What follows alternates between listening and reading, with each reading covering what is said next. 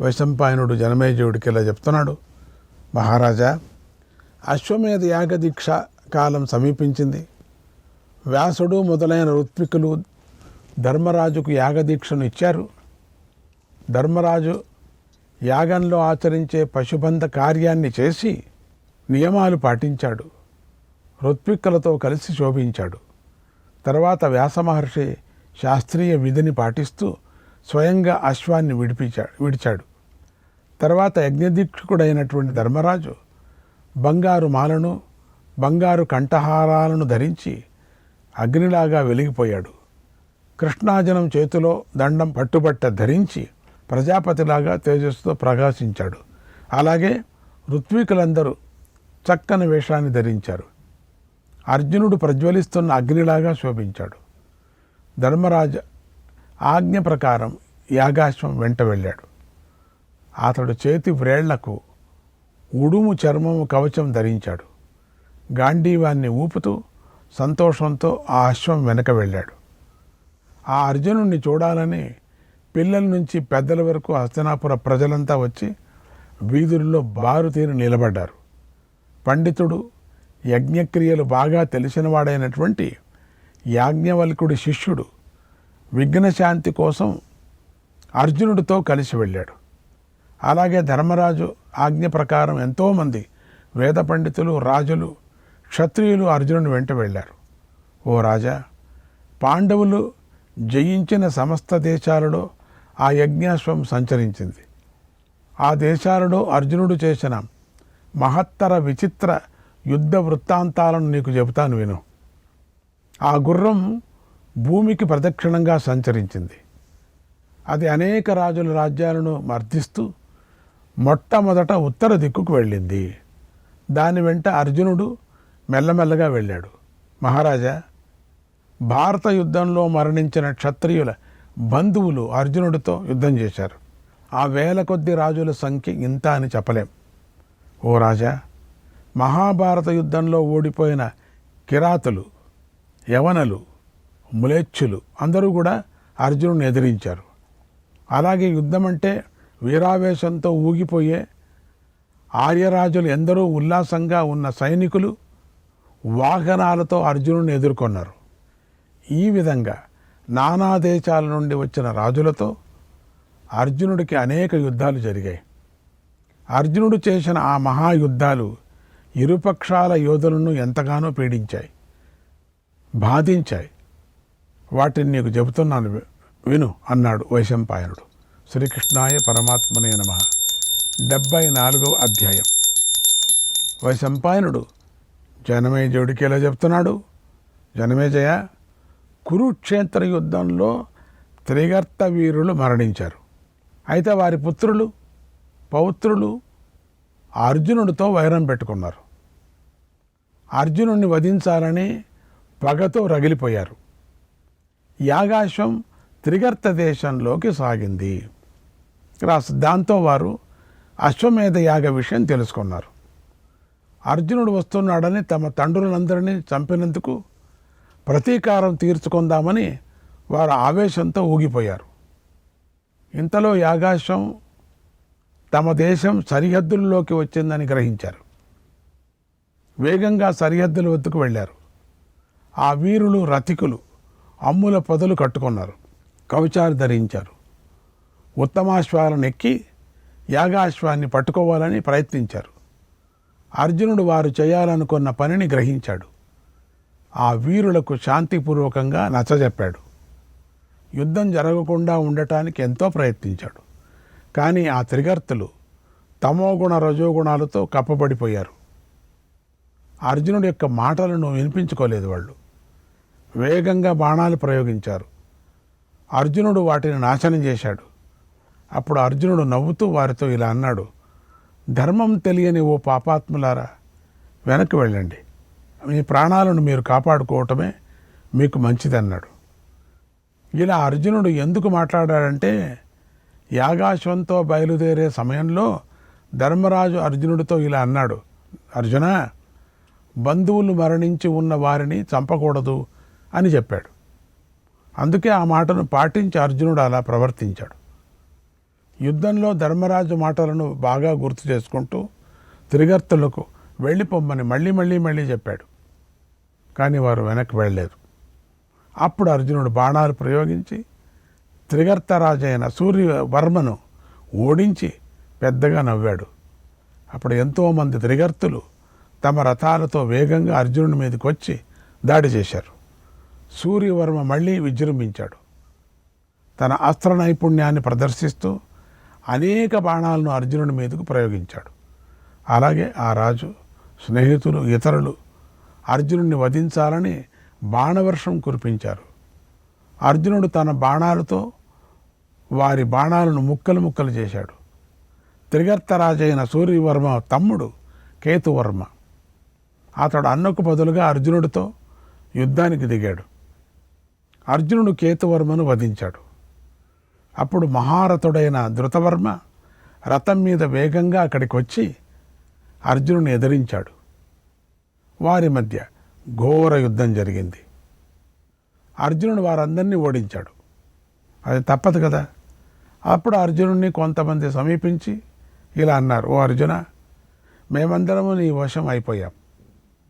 మేము నీ సేవకులం. నీ సేవకు మేము సిద్ధంగా ఉన్నాం. మమ్మల్ని ఆజ్ఞాపించు.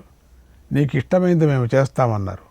ఆ మాటలు విని అర్జునుడు వారితో యాగాశ్వాన్ని విడవమని చెప్పాడు. వారు అర్జునుడి మాట విని యాగాశ్వాన్ని విడిచారు. అన్నాడు వైశంపాయనుడు. శ్రీకృష్ణాయ పరమాత్మనే నమః. 75వ అధ్యాయం. వైశంపాయనుడు ఇలా చెప్తున్నాడు, రాజా, యాగాశ్వం త్రిగర్త దేశం నుండి ప్రాగ్జ్యోతిషపురానికి వచ్చి అక్కడ సంచరించసాగింది. ఆ పురాన్ని భగదత్తుడి పుత్రుడు వజ్రదత్తుడు పాలిస్తున్నాడు. ఓ రాజా, ధర్మరాజు యాగాశ్వం తన దేశ సరిహద్దుల్లోకి వచ్చిందని వజ్రదత్తుడు విన్నాడు. నగరం నుంచి బయటకు వచ్చి యుద్ధానికి సిద్ధమయ్యాడు. యాగాశ్వాన్ని బలవంతంగా పట్టుకొని తన నగరంలోకి తీసుకొని వెళ్ళాడు. అర్జునుడు అది చూసి గాంధీవ ధనుష్ఠాంకారం చేస్తూ వేగంగా అతడి వెంటబడ్డాడు. పదునైన బాణాలు ప్రయోగించాడు. ఆ బాణపు దెబ్బలకు వజ్రదత్తు మోహితుడైపోయాడు. వెంటనే అశ్వాన్ని వదిలిపెట్టి నగరంలోకి వెళ్ళి కవచాన్ని ధరించాడు. ఏనుగునెక్కి వచ్చి అర్జునుడిని ఎదిరించాడు. వజ్రదత్తుడు మూర్ఖత్వం వల్ల, అజ్ఞానం వల్ల అర్జునుడిని యుద్ధానికి పిలిచాడు. తన ఏనుగును అర్జునుడి పైకి తోలించాడు. అది మహామేఘంలాగా మదదారులను కారుస్తోంది. మంచి గర్వం మీద ఉంది. వజ్రదత్తుడు ఆ ఏనుగును అంకుశంతో పొడిచి ముందుకు పోవటానికి ప్రేరేపించాడు. అది ఆకాశంలో ఎగురుతున్నట్లుగా వేగంగా ముందుకు దూకింది. ఆ ఏనుగును చూసి అర్జునుడు కోపించాడు. నేల మీద ఉండి ఏనుగు మీద ఉన్న వజ్రదత్తుడితో యుద్ధం చేశాడు. అర్జునుడి దాటికి వజ్రదత్తుడు గాయపడి ఏనుగు మీద నుంచి నేల మీద పడ్డాడు. అయినా అతడు తెలివి కోల్పోలేదు. మళ్ళీ ఏనుగునెక్కి తన ఏనుగును అర్జునుడి వైపుకి తోలాడు. అందుకు అర్జునుడు బాగా కోపించి పాముల వంటి బాణాలను, అగ్ని జ్వాలల వంటి బాణాలను ఏనుగుపైకి ప్రయోగించాడు. వాటితో ఆ ఏనుగు బాగా గాయపడింది. అప్పుడు ఆ ఏనుగు అర్జునుడి బాణాల దెబ్బలతో రక్తాన్ని స్రవింపజేస్తూ కనిపించింది. శ్రీకృష్ణాయ పరమాత్మనే నమః. 76వ అధ్యాయం. వైశంపాయనుడు జనమేజయుడికి ఇలా చెప్తున్నాడు, మహారాజా, అర్జునుడికి వజ్రదత్తుడికి మధ్య ఘోర యుద్ధం జరిగింది. తర్వాత 4వ రోజున వజ్రదత్తుడు పెద్దగా నవ్వి ఇలా అన్నాడు, ఓ అర్జున, నువ్వు యుద్ధంలో కదలకు, అలాగే నిశ్చలంగా ఉండు. నువ్వు నా నుండి ప్రాణాలతో తప్పించుకోలేవు. నేను నిన్ను చంపి మా తండ్రి అయిన భగదత్తుడికి యథావిధిగా తర్పణాలు చేస్తాను. నా తండ్రి వృద్ధుడు. ఆయన నీ తండ్రి పాండురాజుకు మిత్రుడు. అయినా కూడా నువ్వు వృద్ధుడైనటువంటి ఆయనను చంపేశావు. అందుకు నేను నిన్ను విడిచిపెట్టను. నాతో యుద్ధం చెయ్యి అని వజ్రదత్తుడు మళ్ళీ అర్జునుడి మీదకు తన ఏనుగును తోలాడు. ఆ ఏనుగు అర్జునుడి వైపు పరిగెత్తింది. అర్జునుడు అగ్నితో సమానమైన ఒక బాణాన్ని ఏనుగు మీదకు ప్రయోగించాడు. ఆ బాణం తగిలింది. దాంతో ఆ ఏనుగు నేల కూలిపోయింది. అప్పుడు నేల మీద నిలబడ్డ అర్జునుడు వజ్రదత్తుడిని చూసి భయపడకన్నాడు. ఆ సమయంలో అర్జునుడు ధర్మరాజు చెప్పిన మాటను మళ్ళీ ఇలా గుర్తు చేసుకున్నాడు. ఓ అర్జున, ఏ పరిస్థితుల్లో ఉన్నా రాజులను చంపకు. అప్పుడే మన యాగమంతా సవ్యంగా జరిగినట్లవుతుంది. మీరందరూ మీ మిత్రులతో కలిసి ధర్మరాజు చేసే అశ్వమేధ యాగానికి రండి, యజ్ఞంలో సుఖాన్ని అనుభవించండి అని ఆ రాజులకు చెప్పు అన్న ధర్మరాజు మాటల్ని అర్జునుడు గుర్తుపెట్టుకొని వజ్రదత్తుడితో ఇలా అన్నాడు.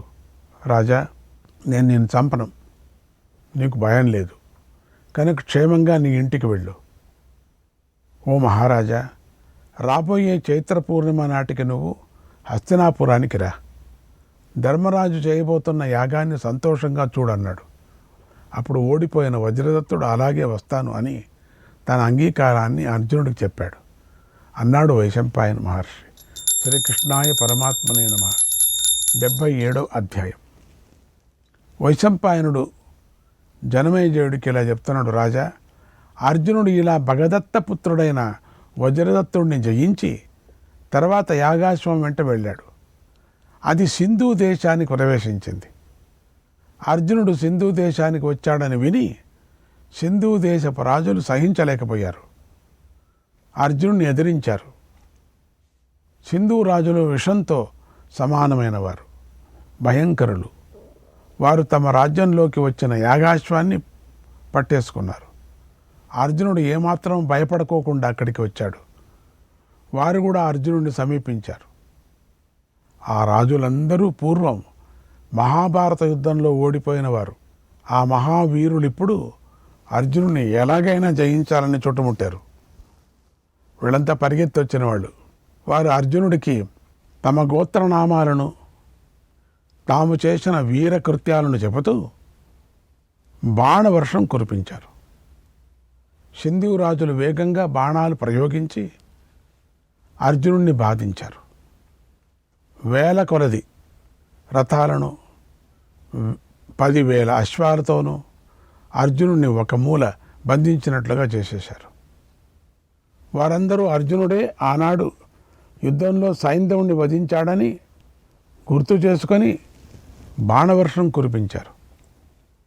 అప్పుడు అర్జునుడు మేఘాల మాటున ఉన్న సూర్యుడిలాగా మేఘాల మాటున బాణాలతో కప్పబడి శోభించాడు. పంజరంలో తిరిగే పక్షిలాగా కనిపించాడు. అది చూసి 3 లోకాలు ఆహాకారాలు చేశాయి. సూర్యుడు కాంతిహీనుడయ్యాడు. శరీరం జలధరింపజేసేలాగా మహావాయువు తీవ్రంగా వీచింది. రాహువు సూర్యచంద్రులను ఒక్కసారి మింగేశాడు. 4 వైపులా చల్లా చెదురుగా పడుతున్న ఉల్కలు సూర్యుడిని ఢీకొట్టుకున్నాయి. కైలాస మహాపర్వతం కనిపించింది. సప్తర్షులు, దేవఋషులు కూడా భయంతో శోకించారు. ఓ రాజా, బాణవర్షంతో కప్పివేయగా అర్జునుడు మోహితుడయ్యాడు. ఓ రాజా, బాణవర్షంతో కప్పివేయగా అర్జునుడు మోహితుడయ్యాడు. అప్పుడు ఆయన చేతి నుంచి గాంధీవం, చేతి తొడుగులు జారి క్రింద పడ్డాయి. అప్పుడు సైంధవులు అచేతనుడిగా కదలకుండా ఉన్న అర్జునుడిని పైకి మహత్తరమైన బాణాలు ప్రయోగించారు. అప్పుడు దేవతలు అర్జునుడు మూర్ఛపోయాడని తెలుసుకొని మనస్సులో ఎంతో బాధపడ్డారు, భయపడ్డారు. దేవఋషులు, సప్తఋషులు, బ్రహ్మఋషులు పార్థుడికి జయం కలగాలని మంత్రజపం చేశారు. దేవతలు అర్జునుడి తేజస్సును వృద్ధి చేశారు. అప్పుడు పరమాస్త్రాలు తెలిసిన అర్జునుడు తెలివి తెచ్చుకున్నాడు. యుద్ధభూమిలో పర్వతంలాగా నిశ్చలంగా నిలబడ్డాడు.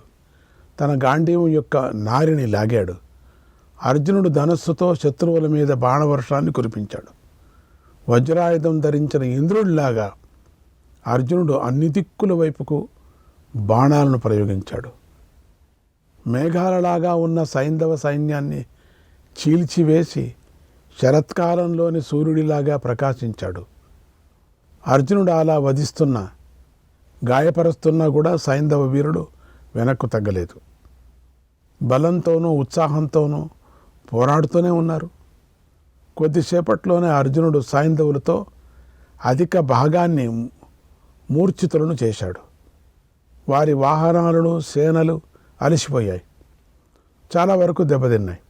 ఈ విషయాన్ని ధృతరాష్ట్రుడి కూతురైన దుశ్శల తెలుసుకుంది. తన మనుముణ్ణి తీసుకొని రథం మీద అర్జునుడి వద్దకు వచ్చింది. అందరూ యుద్ధాన్ని విరమించి శాంతిగా జీవించాలనే ఉద్దేశంతో యుద్ధభూమికి వచ్చి అర్జునుడి వద్ద దుఃఖించింది. అర్జునుడు ఆమెను చూసి ధనస్సు దించాడు. చెల్లెలని ఓదారుస్తూ ఇలా అన్నాడు, ఓ దుశ్శల, ఇప్పుడు నన్ను ఏం చేయమంటావో చెప్పు అని అడిగాడు. అప్పుడు దుశ్శల ఇలా అంది, అన్నా, వీడు నీ చెల్లెలికి మనుముడు. ఈ శిశువు నీకు నమస్కారం చేస్తున్నాడు చూడు అంది. అప్పుడు అర్జునుడు కంగారు పడుతూ, చెల్లి, వీడి తండ్రి ఎవరు, ఇప్పుడు ఎక్కడున్నాడు అని అడిగాడు. దుశ్శల ఇలా చెప్పింది, అన్న, వీడి తండ్రి పితృశోకంతో బాధపడుతూ మరణించాడు. ఈ విషయాన్ని చెప్తున్నాను విను. పూర్వం భారత యుద్ధం జరిగింది కదా, అప్పుడు వీడి తాత అయినటువంటి సైంధవుడు యుద్ధంలో నీ చేతిలో మరణించాడు. తర్వాత నువ్వు ఇప్పుడు యాగాశ్వంతో వస్తున్నావని వీడి తండ్రి విన్నాడు. ఎంతో దుఃఖించాడు, భయపడ్డాడు. అర్జునుడు ఇక్కడికి వచ్చేశాడు, నా దగ్గరకు వచ్చేశాడు అని నీ పేరు వినటంతోనే నా కుమారుడు ఎంతో బాధపడుతూ నేల మీద పడి మరణించాడు, భయపడి మరణించాడు. అన్నా, ఇలా నీ చేతిలో వీడి తాత మరణించాడు. నీ పేరు విని వీడి నాన్న మరణించాడు. ఇక నా మనముడిని తీసుకొని నిన్ను శరణు వేడాలని నేను నీ వద్దకు వచ్చాను అని పెద్దగా రోధించింది. తల వంచుకొని దీనంగా మళ్ళీ అర్జునుడితో ఇలా అంది, కురుకుల శ్రేష్ఠ, నేను నీ చెల్లెలని. నువ్వు ఈ చెల్లెలి మనవుడిని చూడు, మమ్మల్ని దయించి రక్షించు. దుర్యోధనుణ్ణి, మూర్ఖుడైన జయత్రథుడిని మరిచిపో. అభిమన్యుడికి పరీక్షిత్తు పుట్టినట్లుగానే నా సురథుడికి ఈ నా మనుముడు పుట్టాడు. ఓ అర్జున, ఈ నా మనుముడిని తీసుకొని యుద్ధం ఆపాలని, యోధులందరూ శాంతించాలనే ఉద్దేశంతో నేను నీ వద్దకు వచ్చాను. ఓ మహానుభావ, నా ఈ మాట విను. ఈ బాలుణ్ణి అనుగ్రహించు. ఓ మహాబాహు, ఇతడికి తాత లేడు, తండ్రి లేడు, కనుక కనికరించు అని వేడుకొంది. అప్పుడు అర్జునుడు దుశ్శలను ఓదార్చాడు, ఆమె యందు దయ చూపించాడు. చెల్లెలని కౌగిలించుకొని ఆదరించాడు. సంతోషంగా ఆమెను ఇంటికి వెళ్ళమని చెప్పాడు. అప్పుడు దుశ్శల యుద్ధాన్ని ఆపించింది. సైంధవ వీరులను యుద్ధం నుండి వెనక్కి రప్పించింది. అర్జునుడిని పూజించి తన అంతఃపురానికి వెళ్ళింది. ఇలా అర్జునుడు సైంధవ వీరులను జయించాడు. తర్వాత ఇష్టానుసారం పరిగెత్తుతున్న యాగాశ్వం వెంట వేగంగా వెళ్ళాడు. అర్జునుడి వీరత్వాన్ని వృద్ధి చేస్తూ ఆ అశ్వం స్వేచ్ఛగా ఆయా దేశాల్లో తన ఇష్టం వచ్చినట్లుగా తిరిగింది. తర్వాత అది అర్జునుడితో కలిసి మణిపూర రాజు రాజ్యంలోకి వెళ్ళింది అన్నాడు వైశంపాయనుడు. శ్రీకృష్ణాయ పరమాత్మనే నమః. 79వ అధ్యాయం. వైశంపాయనుడు ఇలా చెప్పాడు, ఓ జనమేజయ, ఆనాటి కాలంలో మణిపూర రాజ్యాన్ని బభ్రువాహనుడు పాలిస్తున్నాడు. అతడు అర్జునుడి యొక్క కుమారుడు. ఆ బభ్రువాహనుడు తన తండ్రి తన రాజ్యానికి వచ్చాడని విని విప్రులను ముందుంచుకొని ఎంతో వినయ విధేయతలతో బయలుదేరాడు. తనతో పాటు సమృద్ధిగా ధనం తీసుకొని నగరం నుంచి బయటకు వచ్చాడు. ఇలా మణిపుర అధిపతియే తనకు ఎదురు వస్తూ ఉంటే అర్జునుడు క్షత్రియ ధర్మాన్ని గుర్తు చేసుకొని అతడిని ఆదరించలేదు. ఇలా కోపంగా బభ్రువాహనుడితో ఇలా అన్నాడు, ఓ కుమారా, నీ ఈ పద్ధతి ఏమీ బాగాలేదు. శ్రీకృష్ణాయ పరమాత్మనే నమః.